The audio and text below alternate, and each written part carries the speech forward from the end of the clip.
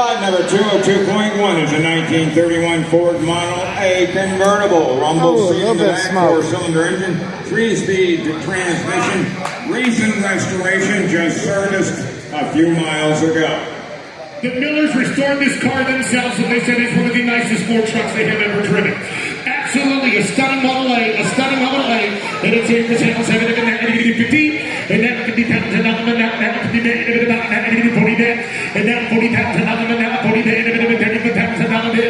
now 30, 15, 16, 15, 17, 18, 16, 17, 18, 19, and now 1985, and now 20, and 19, 19.5. I want 5 of them at least for $20,000. And 19, going to be 20. And by the time Saturday comes around, I'm going to have them all sitting over there, and I'm going to have all of them sold for double my money.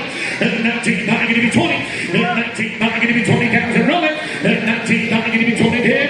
And 19, going to be 20, going to be 20, going to be 20, going to be 20, going to be 20 here.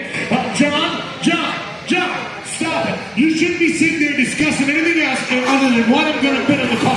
Because it's absolute for free, Buzzy.